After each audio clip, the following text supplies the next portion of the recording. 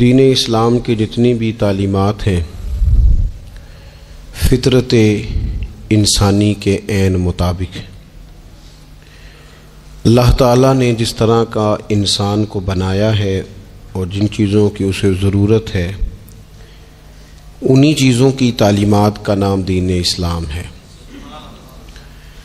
جب ہم دین سے ہٹ کر کوئی کام کرتے ہیں تو اس کا معنی یہ ہوتا ہے کہ ہماری جو ذاتی اپنی فطرت ہے، جو ہمارے جبلی تقاضے ہیں، فطری تقاضے ہیں، ہم ان تقاضوں کی مخالفت کرتے ہیں۔ دین بالکل انسان کی فطرت کے مطابق اسے احکامات دیتا ہے۔ ہماری دینی تعلیمات کا جو بنیادی نقطہ ہے کتاب و سنت میں وہ یہ ہے کہ ہم امت وسط ہیں، ہم درمیانی امت ہیں، افراط و تفریط سے پاک، شدت سے، غلو سے، تنگ نظری سے، ان چیزوں سے پاک، درمیانی اور معتدل امت وسط۔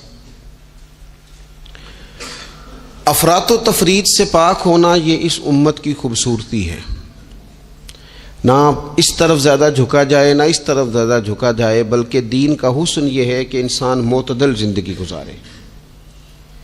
قرآن مجید میں اللہ کریم نے فرمایا وَلَا تَعْتَدُوا، حد سے نہ بڑھو، ان اللہ لا يحب المعتدین، اللہ حد سے بڑھنے والوں کو پسند نہیں کرتا، محبوب نہیں رکھتا۔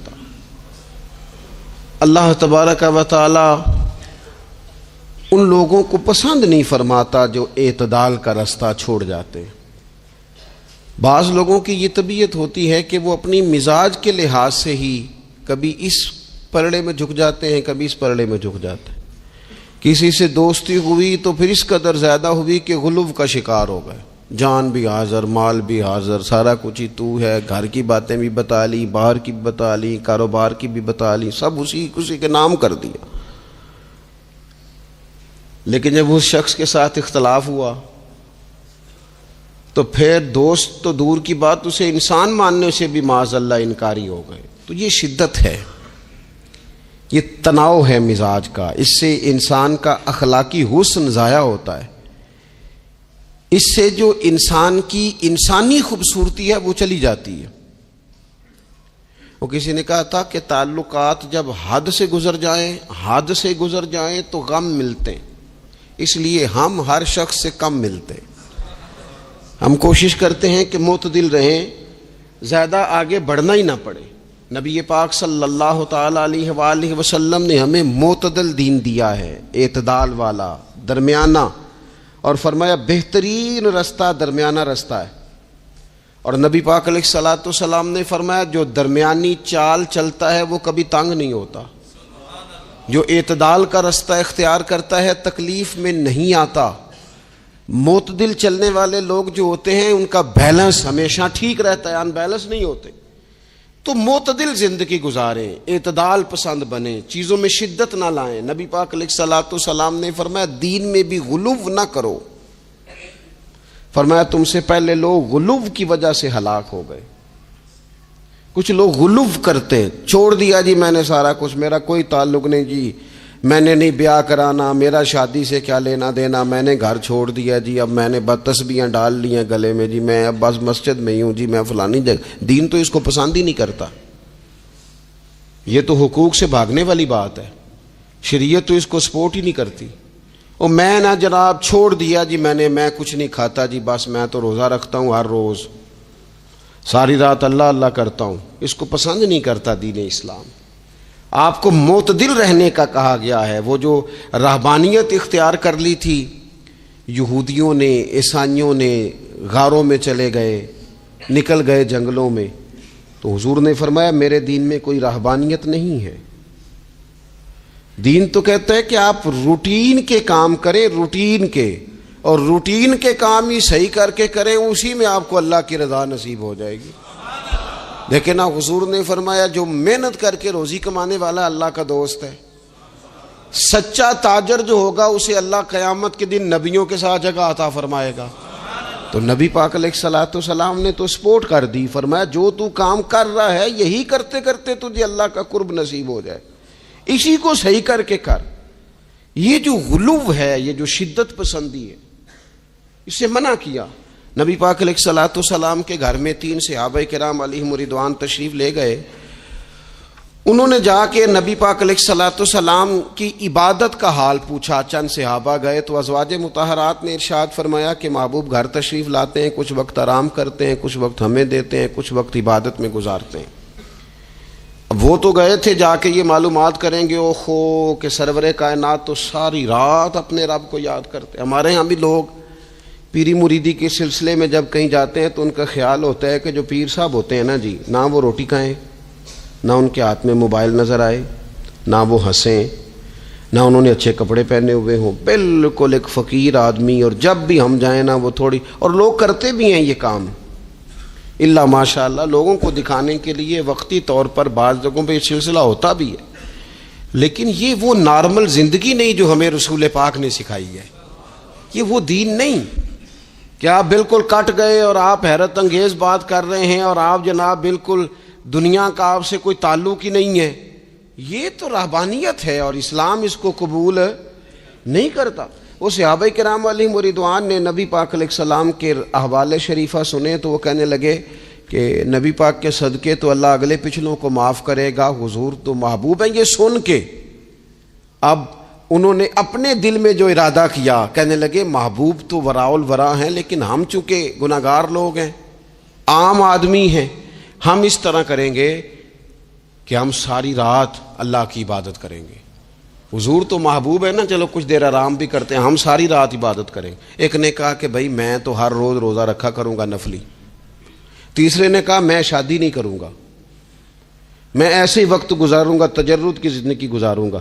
رسول پاک علیہ السلام کو جب اس بات کی خبر پہنچی تو پتہ حضور نے تبصرہ کیا کیا، قربان جائیں، کیا انداز ہے گفتگو کا۔ محبوب فرمانے لگے یہ میں نے کیا سنا ہے کہ میں شادی نہیں کروں گا اور میں ہر روز روزہ رکھوں گا اور میں ساری رات ہی نفل پڑھوں گا، آرام ہی نہیں کروں گا۔ محبوب فرمانے لگے میں تم سب سے زیادہ اللہ کو جانتا ہوں اور میں تم سب سے زیادہ رب سے ڈرتا ہوں۔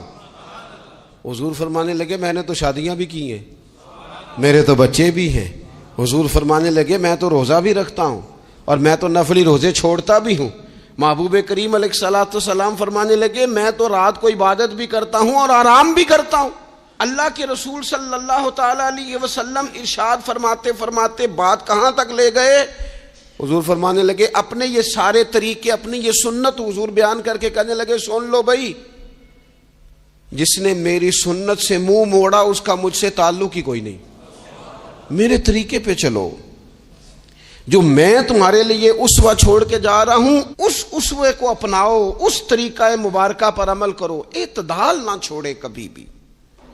غیر معتدل ہو جاتے ہیں لوگ، میں نے دیکھا ہے کہ وہ جب بندہ غیر معتدل ہو جاتا ہے تو چیزوں کا حسن ختم ہوتا ہے، اس کا وقار اٹھ جاتا ہے، اس میں تازگی نہیں رہتی، اس کے اندر وہ کیفیت نہیں رہتی۔ یہ دین کی بات ہے نا، تبلیغ ہے، یہ بھی حد سے زیادہ نہیں کرنی چاہیے۔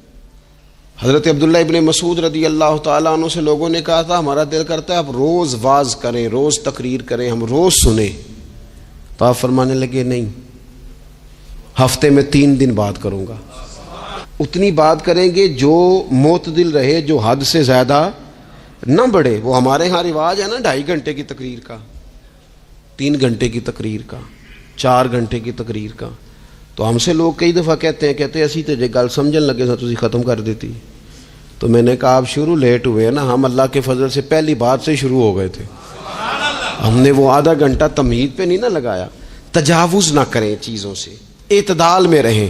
دیکھیے اسلام ہمیں یہ کہتا ہے کہ تم کھانا کھاؤ، کلو وشربو، کھاؤ بھی پیو بھی، تمام جائز چیزیں کھانے کی اجازت ہے، لیکن نبی پاک علیہ السلام نے فرمایا کمر سیدھی رکھنے کے لیے کھاؤ، اور جب تمہارا بڑا جی چاہے نا پیٹ بھر کے کھانے کو تو کریم فرمانے لگے پھر بھی 3 حصے کرو کھانے کے، ایک حصے میں ہوا ہو، ایک میں پانی ہو اور ایک میں خوراک ہو، پھر بھی پیٹ بھر کے نہ کھاؤ، بلکہ اللہ کے رسول صلی اللہ تعالی علیہ وسلم فرمانے لگے کسی نے اتنا برا برتن بھرا ہی نہیں جتنا کسی نے اپنے پیٹ کو بھرا، سب سے برا برتن تم نے بھرا۔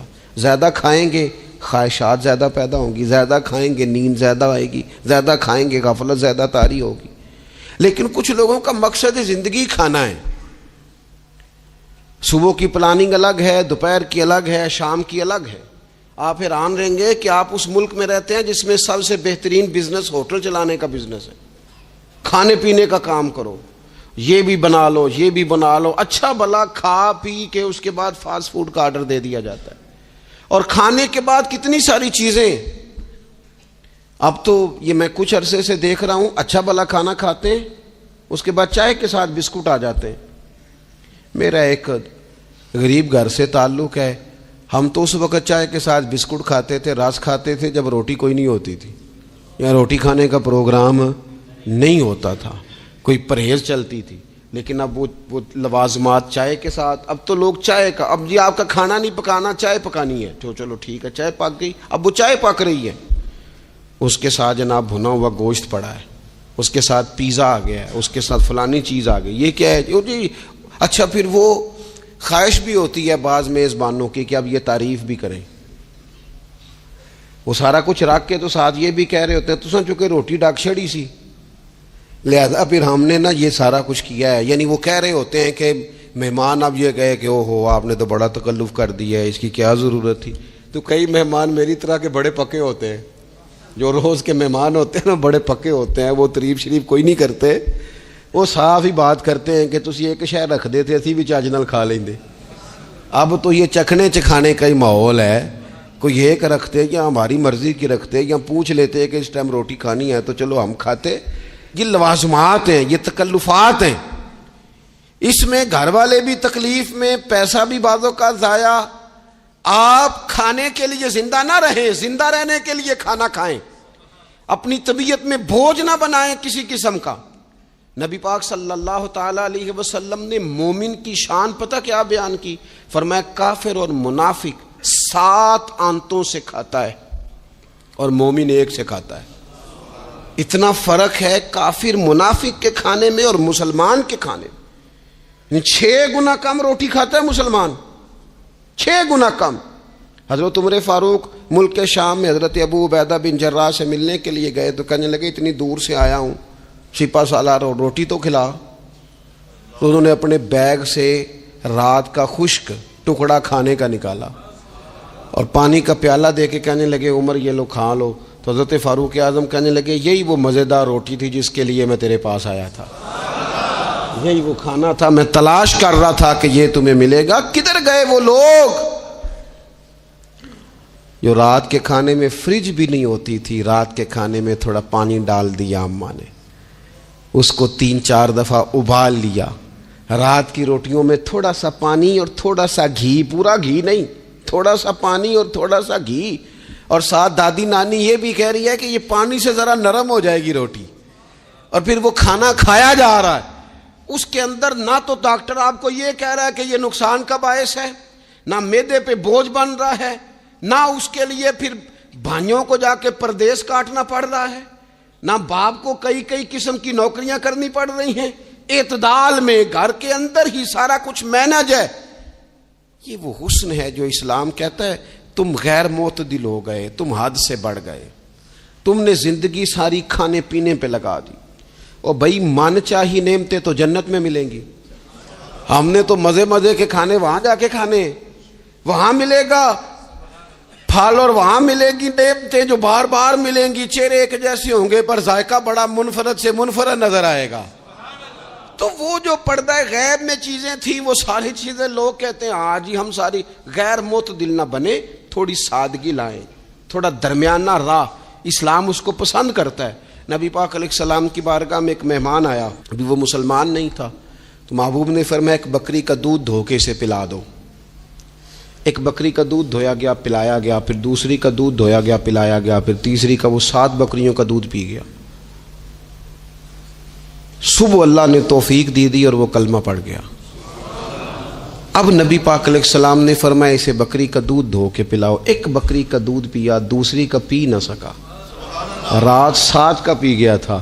تو میرے کریم فرمانے لگے یہ مومن اور کافر کا فرق ہے. جب تک یہ حالت کفر میں تھا 7 بکریوں کا دودھ پی گیا, اب یہ مومن ہوا ہے تو اللہ تبارک و تعالی نے ایک دودھ کے ساتھ ہی اسے سیر فرما دیا ہے. اس کی تشنگی اور بھوک اللہ نے مٹا دی کھانے پینے کے لیے. اور اس کا ذہن بھی نہ بنائیں. میں جانتا ہوں جن گھروں میں بچے اس مزاج کے ہو جاتے ہیں, اس طبیعت کے ہو جاتے ہیں کہ آج یہ کھانا ہے, کل وہ کھانا ہے, پرسوں وہ کھانا ہے, وہ پھر کھانے پینے میں سارا وقت گزرتا ہے. پھر وہاں دیکھا ہے کہ اماں بیچاری باورچی خانے میں ہی رہتی ہے. پھر وہاں صرف ایک ہی سلسلہ ہے کہ کھاؤ, کتنا کو کھا سکتے ہو. تو معتدل رہیں. تیسری بات یہ کہ رزق کمانے کے مسئلے میں بھی معتدل رہیں. کاروبار کریں, محنت کریں, منصوبہ بندی کریں, کوشش کریں, لیکن پیسے کمانے کے مسئلے میں ڈپریشن کا شکار نہ ہو. یعنی اس کو نہ جینے مرنے کا مسئلہ نہ بنائیں کہ اگر ایک مہینہ کاروبار صحیح چمکا ہے تو صحت بھی ٹھیک رہی ہے, اور اگلے مہینے اگر تھوڑے حالات خراب ہوئے ہیں تو بلڈ پریشر بھی کافی اوپر نیچے ہو گیا ہے. اس کو نفسیاتی مسئلہ نہ بنائیں. پہلے بھی کئی دفعہ کہہ چکا ہوں, پھر کہتا ہوں, 2 4 5 دوستوں سے پیار ہے تو 2 4 دفعہ انہی دنوں میں نا, سال کے بعد آ کے مجھے کچھ دن آتے ہیں نا کاروبار پہ, انہی دنوں میں آ کے انہوں نے مجھ سے کہا, دور سے آئے, کہا جناب ہم کاروباری بندے, حالات ٹھیک نہیں, کوئی دعا بتائیں. تو میں نے کہا جن دنوں ٹھیک ہوتے ہیں ان دنوں کیوں نہیں آتے؟ یا آج کل حالات بڑے اچھے ہیں, کچھ شکر کا طریقہ بتائیں, کیوں نہیں آتے؟ کیا فلسفہ ہم نے اختیار کر لیا ہے؟ رزق کا وعدہ اللہ کا ہے, اس کو کمانے میں اور پیسے کمانے میں محنت کرنے کا حکم دیا گیا ہے. نبی پاک علیہ الصلوۃ والسلام نے فرمایا جد و جہد کرو, نکلو, اللہ پہ بھروسہ کر کے نکلو. جس طرح وہ پرندوں کو روزی دیتا تمہیں بھی دے گا, لیکن اس میں نفسیاتی مسئلہ نہ بنایا جائے, نفسیاتی نہ بنایا جائے. حضور علیہ الصلوۃ والسلام نے نا ایک جملے کے اندر اس مضمون کو اتنے حسین انداز میں سمیٹا ہے نا کہ مسلمان, یہ ابن ماجہ میں موجود ہے, مسلمان اگر ان 2 جملوں کو کبھی سمجھ جائے نا تو سکون آ جائے زندگی میں, اطمینان نصیب ہو جائے, تیقن کی دولت ملے. حضور فرمانے لگے رزق کمانے کے معاملے میں معتدل رہنا. کوئی بندہ اتنی دیر تک مرے گا نہیں جب تک اس کے حصے کا رزق اسے مل نہ جائے. اتنی دیر تک بندہ دنیا سے نہیں جائے گا, تیرا حصہ تیرے تک پہنچے گا. کبھی بھی بے آبرو ہو کے رزق کمانے کے چکر میں نہ پڑے. کبھی بھی ذہن پہ سوار نہ کر لیں کہ میرا کام نہیں چل رہا. کبھی بھی اس طرح کی طبیعت نہ بنائیں. میں تھوڑی دیر پہلے عرض کر رہا تھا کہ ایک بزرگ نے نا 2 کنجوس لوگوں کو پہلے بلایا, کنجوس آدمی تھے اللہ ماشاء اللہ. تو ان کے سامنے کھانا رکھا, کھانا بڑا بہترین اعلیٰ کوالٹی کا, لیکن ان سے کہا کہ جناب ہم نے نا ایک سبق لینا ہے آپ سے, تو کھانا تو آپ کو ملے گا اور آپ کی مرضی کا پکایا ہے, پر کھانے کا طریقہ ہمارا ہے. انہوں نے کیا کیا, یہاں سے رکھ کے نا ان کے ہاتھ باندھ دیے. وہ پرانے زمانے میں جو جراح ہوتے تھے بازو ٹوٹ جاتا تھا تو باندھ دیتے نا لکڑیاں رکھ کے, تو لکڑیاں رکھ کے نا ہاتھ باندھ دیے تاکہ یہ جوڑ موڑ نہ سکے. تو یہاں سے ہاتھ باندھ دیے کہ روٹی کھاؤ. کنجوس بندے تھے. اب انہوں نے لقمہ اٹھایا, ہاتھ بندھا ہوا, اور یہاں سے لے جا کے جب منہ میں پھینکا, وہ کپڑے بھی سارے الجھ گئے, حال بھی خراب ہو گیا, پر کھایا انہوں نے مزہ لے کے پورا. وہ بڑی بری حالت ہو گئی. وہ کنجوس تھے دونوں کو دسترخوان پہ روٹی کھائی جا رہی. اب ان دونوں کو سمجھانے کے لیے کہا کہ اب ہم تمہیں 2 اور لوگوں سے بھی ملواتے ہیں. اب 2 وہ بندے بلائے جو دل کے سخی تھے, جو رزق کے معاملے میں اس کا زیادہ حریص نہیں تھے. ان کی بھوک جو تھی وہ کہیں دور تک دکھائی نہیں دے رہی تھی. انہوں نے کہا جناب ادھر آئیں. آپ دونوں بھی, ان کے بھی ہاتھ باندھ دیے گئے. کہا آپ نے روٹی کھانی ہے, آپ نفیس لوگ ہیں, ناراض نہ ہوئیے گا, سخی بندے ہیں, پر کھانا آپ نے کھانا ہے اور ہماری مجبوری ہے, ہم نے آپ کے ہاتھ باندھ کے روٹی دینی ہے آپ کو. وہ 2 بندے بھی آمنے سامنے بٹھا دیے گئے, کھانا چن دیا گیا, ہاتھ یہاں سے باندھ دیے گئے, لیکن وہ سخی تھے. انہوں نے کہا جناب کوئی مسئلہ نہیں، اللہ تعالیٰ توفیق دے گا۔ انہوں نے کیا کیا، وہ لقمہ لگاتے اور ایک دوسرے کے منہ میں ڈالنا شروع کر دیتے، کھانا بھی کھا لیا، کپڑے بھی بچ گئے، نفاست بھی قائم رہ گئی، اور کسی قسم کی کوئی پریشانی آئی،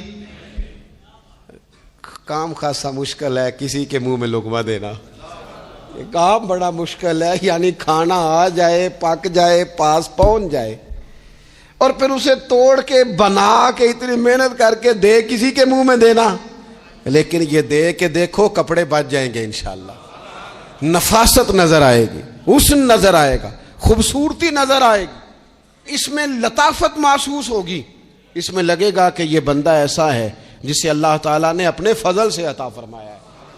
تو غیر معتدل طریقہ بندے کو رسوا کر دیتا ہے، رسوا کر دیتا ہے، وہ مال کمانے تو نکلتا ہے لیکن وہ کمزور ہو جاتا ہے، اس کا مزاج اور طرح کا ہو جاتا ہے۔ میں نے دیکھا ہے وہ جناب ساری دنیا چھٹی پہ ہے لیکن اس نے کہا چلو آج میں دکان کھول لیتا ہوں، گاہک کہیں بھی نہیں آئے گا تو چلو سارے آج مجھے مل جائیں گے۔ ایسا نہیں ہوتا، رزق اللہ نے تقسیم فرمایا ہے اور جس کا ہے وہ اس تک پہنچ جاتا ہے۔ تو غیر معتدل طریقہ اور رسوائی والا طریقہ کبھی بھی اختیار، اسی طرح کا معاملہ سخاوت میں ہے۔ نبی پاک علیہ الصلوۃ والسلام نے فرمایا کہ جب صبح دن چڑھتا ہے تو فرشتے دعا کرتے ہیں، کہتے ہیں یا اللہ سخی کو زیادہ عطا فرما، اسے زیادہ دے۔ حضور فرماتے ہیں جو سخی ہوتا ہے نا یہ لوگوں کے بھی قریب ہوتا ہے، اللہ تعالیٰ کے بھی قریب ہوتا ہے اور جنت کے بھی قریب ہوتا ہے، اور یہ جو کنجوس ہوتا ہے یہ لوگوں سے بھی دور ہوتا ہے، اللہ تعالیٰ سے بھی دور ہو جاتا ہے، جنت سے بھی دور ہو جاتا ہے۔ سخاوت بڑی اعلیٰ چیز ہے، لیکن اس میں بھی معتدل رہنے کا کہا گیا ہے۔ معتدل، کچھ لوگ ایسے ہیں جو سخی نہیں ہوتے، یہ میں کوشش کروں گا تشریح آپ کے ذہن کے مطابق کر لوں۔ سخی مزاجن سخی، لیکن اگر کبھی چڑ جائے نا وہ جتنے مرضی پیسے لے لو ان سے، مزاج میں سخاوت نہیں، لیکن اگر طبیعت ہے اس طرح کی کہ اگر ان کا ذہن آ گیا نا، کبھی کہیں کسی نے تعریف کر دی ہے، پوری خوشامد اس نے کر لی ہے، تو پھر تو جناب ساری جیب بھی آپ خالی کرا دے۔ یہ مزاج کی سخاوت نہیں ہے، یہ تو آپ کی طبیعت کا وہ ابال ہے کہ اگر کسی بندے کو پتہ چل گیا ہے کہ کس طرح کر کے آپ قابو آتے ہیں تو پھر وہ روز استعمال کرے گا، اور یہ ہوتا ہے، یہ ماحول ہوتا ہے۔ میں چونکہ مذہبی ماحول سے تعلق رکھتا ہوں، میں نے خود یہ دیکھا ہے کہ کوئی شخص اگر اس نے زیادہ بڑا منہ کھول کے لوگوں سے مانگنا شروع کر لیا ہے تو پھر تو جناب بڑی بات ہے، مہنگا آدمی۔ اور اگر کوئی اپنی وفاداری قائم رکھتا ہے، خوشامد نہیں کر سکتا، اس کی طبیعت نہیں ہے کہ وہ 20-50 لوگوں کی خوشامد کرے، 10 کو حاجی صاحب کہے، 20 کو عاشق رسول کہے، اور 30-35 کو کہے جناب بڑی بات ہے، ہم نے تو بڑا دیکھا ہے، آپ تو بڑے بہترین لوگ ہیں۔ تو پھر جناب وہ اگر یہ کام اسے کرنا آتا ہے تو پھر اس کا مطلب ہے اسے دہاڑی بھی اچھی لگانی آتی، پھر اس کی آواز کا بھی زیادہ سریلا ہونا ضروری نہیں، پھر اللہ تعالیٰ معاف فرمائے، پھر بس ٹھیک ہے اب میں کیا اس پر تبصرہ کروں، پھر تو ہم دیکھ رہے ہوتے ہیں جس کو وہ عاشق رسول کہہ رہے ہوتے ہیں نا۔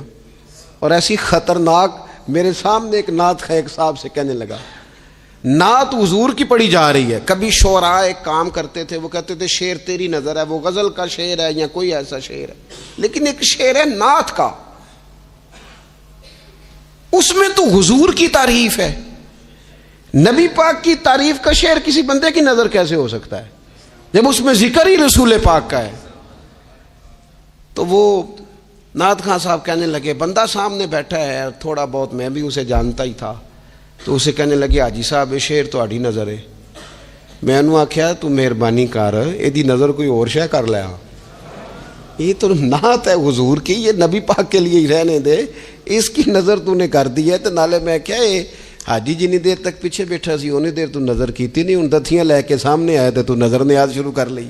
نہ کریں یہ کام، اس سے کوفت پہ، اور آپ یقین کریں میں ذمہ داری سے کہتا ہوں یہ کام کرنے والا بھی تنگ ہوتا ہے، اور جس کے لیے کر رہا ہوتا ہے پتہ اسے بھی سارا ہی ہوتا ہے کہ چکر کیا چل رہا ہے، سب پتہ ہوتا ہے۔ تو اس تکلف میں جب انسان کام کرتا ہے تو کہاں تک بات جاتی۔ سخاوت کریں لیکن چڑھ کر کوئی کام نہ کرے۔ نبی پاک علیہ الصلوۃ والسلام نے فرمایا، حضور فرمانے لگے اس طرح خیرات نہ کرنا کہ تمہارے اپنے بچے بعد میں لوگوں کے سامنے ہاتھ پھیلاتے پھرے۔ حضرت سعد بن ابی وقاص رضی اللہ تعالیٰ عنہ نے عرض کیا تھا، یا رسول اللہ صلی اللہ تعالیٰ علیہ وسلم میں سارا مال اللہ کی راہ میں خیرات کرنا چاہتا ہوں، میری ایک ہی بیٹی ہے، میں چاہتا ہوں سارا اللہ کے راستے میں دے دوں۔ تو حضور فرمانے لگے نہیں بھائی تو چوتھا حصہ دے، 3 حصے اپنی بچی کے لیے، بیویوں کے لیے، باقیوں کے لیے رکھ لے، لیکن تو یہ کام نہ کر۔ تو میرے عزیز زندگی میں خرچ کرنے میں بھی اعتدال کا مظاہرہ کریں۔ مجھے پتہ ہے اچھی طرح کہ ہمارے ہاں ایک مزاج بن جاتا ہے، طبیعت بن جاتی ہے کہ اگر کسی شخص کو آپ تھوڑی سی مدد کرتے ہیں تو وہ سمجھتا ہے کہ اگر اس نے مجھے 20,000 دیا ہے تو یقیناً اس کے گھر میں 50 لاکھ پڑا ہے، وہ پھر اگلے ہفتے دوبارہ آتا ہے، ایک نئی مجبوری کا بھی اظہار کرتا ہے۔ یہ ساری چیزیں ہوتی ہیں، ان چیزوں کے بیچ ہی آپ کو نیکی کرنی ہے، لیکن افراط و تفریط سے بچنا ہے۔ اسی طرح کا معاملہ اپنی زندگی کے دیگر معاملات میں کریں۔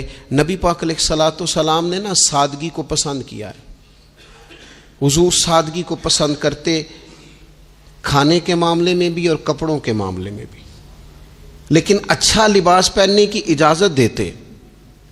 حضور علیہ الصلوۃ والسلام نے ایک موقع پر ارشاد فرمایا کہ اگر کسی بندے کے پاس گنجائش ہے تو اسے اجازت ہے کہ 2 جوڑے کپڑوں کے کام کاج کے لیے رکھ لے، 2 جوڑے جمعے کے لیے رکھ لے۔ اور نبی پاک صلی اللہ تعالیٰ علیہ وسلم نے ایک شخص کو دیکھا جو مالدار تھا، لیکن اس کے کپڑے پھٹے پرانے تھے، لباس پرا گندا تھا، بال بکھرے ہوئے تھے۔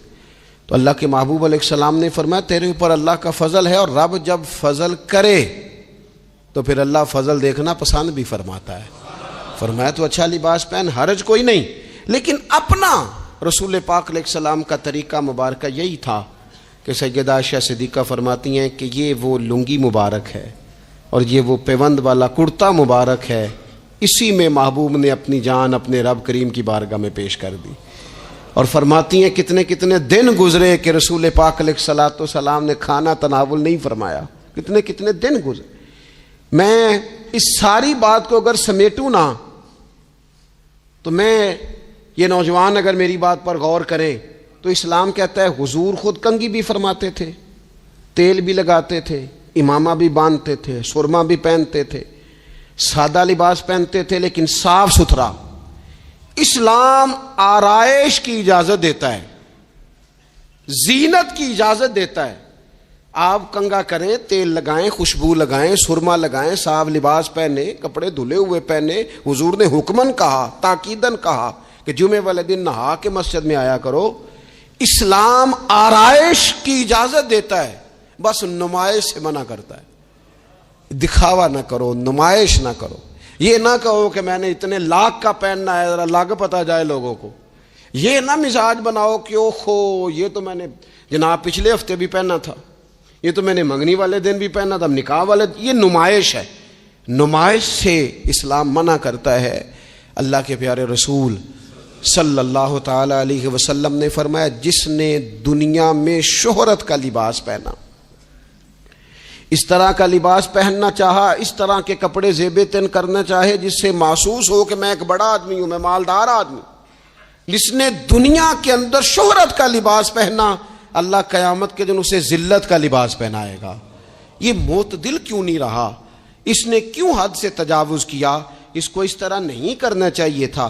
رسول رحمت صلی اللہ تعالی علیہ وآلہ وسلم نے ہمیں جس چیز کی اجازت دی ہے وہ کام ہم کر سکتے ہیں، اور جس سے نبی پاک علیہ الصلوۃ والسلام نے ہمیں روکا ہے اس کام سے ہم نے بچنا ہے۔ ایک اور بات بھی خاص اور بالخصوص نوجوانوں سے کرنی ہے، وہ خاص جس طرح کھانے پینے میں معتدل رہیں، کمائی کرنے میں معتدل رہیں، خرچ کرنے میں اعتدال کا مظاہرہ کریں، لباس میں اعتدال کا مظاہرہ کریں، اسی طرح یہ آرام کرنے میں بھی ذرا معتدل رہیں۔ بہت زیادہ آرام کرنے لگ گئی ہے نئی نسل۔ آپ ضرورت سے زیادہ بھی سو لیں تو تھکاوٹ بڑھ جاتی ہے۔ اگر انسان اتنا ہی آرام کرے نا جتنا اس کی طبیعت کے لیے ضروری ہے تو اس میں طبیعت فریش رہے گی۔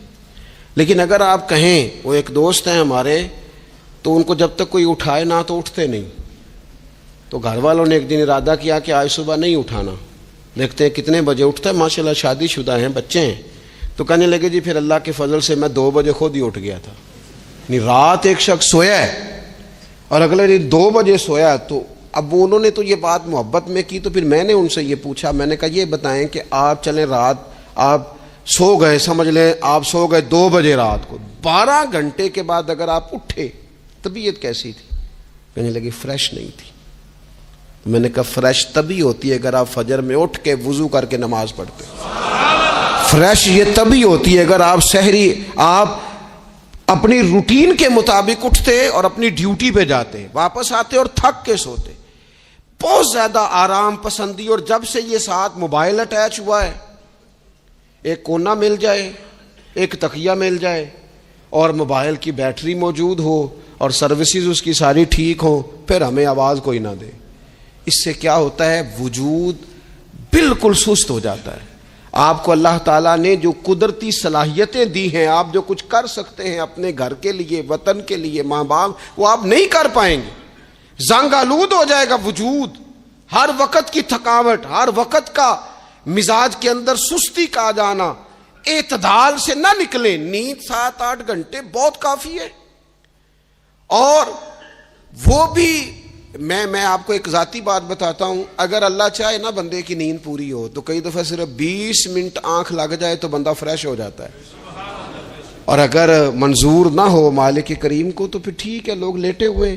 اللہ کے پیارے رسول صلی اللہ تعالی علیہ وسلم نا بہت زیادہ آرام طلبی کو پسند نہیں کرتے، مسلسل جد و جہد۔ گھر آئے، کچھ دیر آرام کیا، نماز شروع کر لی، حضور تہجد میں اٹھ گئے، پھر حضور فجر میں اٹھ گئے، دوپہر میں تھوڑا سا آرام فرماتے تاکہ رات کو بیدار رہنا آسان ہو، لیکن بہت آرام پسندی۔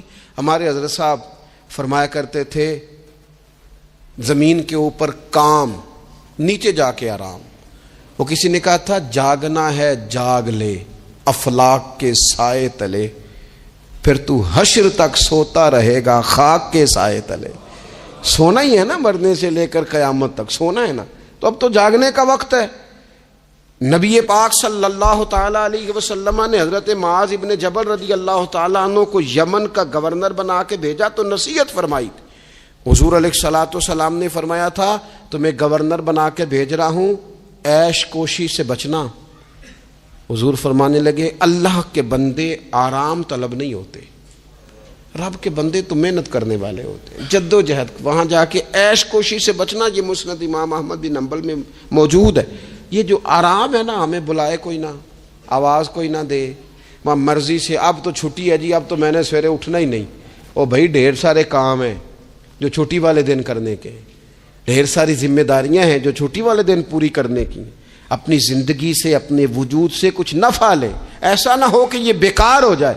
لیکن اگر زندگی صرف اور صرف کھانے پینے میں، لباس پہننے میں اور باتیں کرنے میں لگ جائے تو پھر تو آپ بیکار ہو جائیں گے۔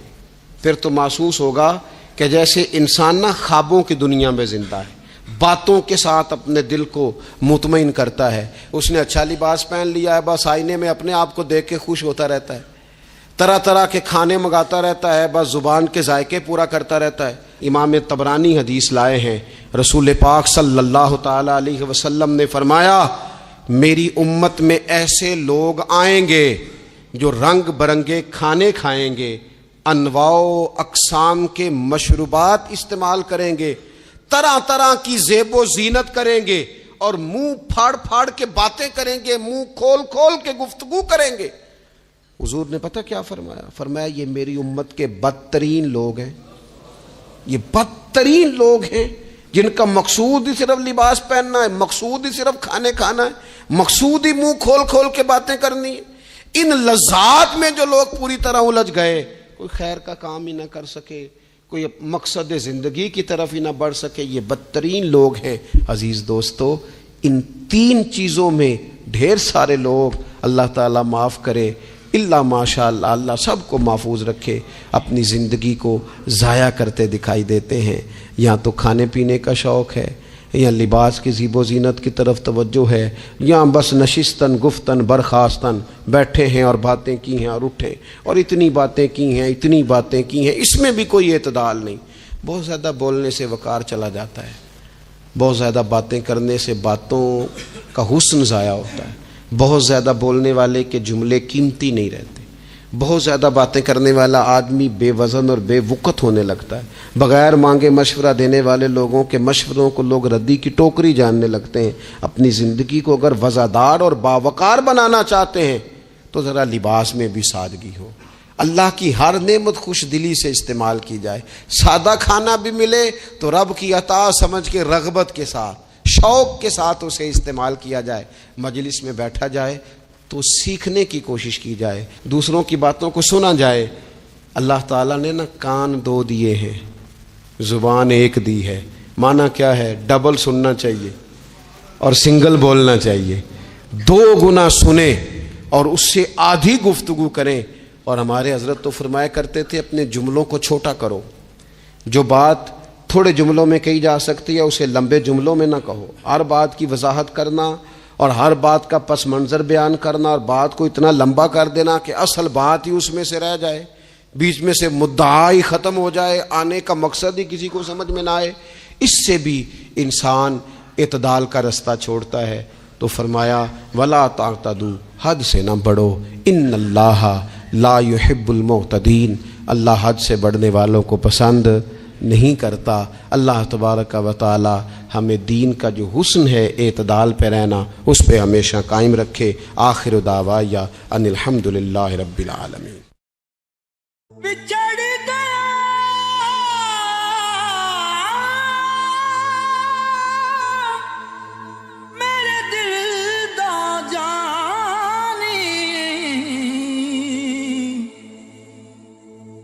میں ککھوں وانگر رل گئی, پھلاں نال نازک جندڑی میری وچ کنڈیاں دے رل گئی. کم سجنا دے مار مکا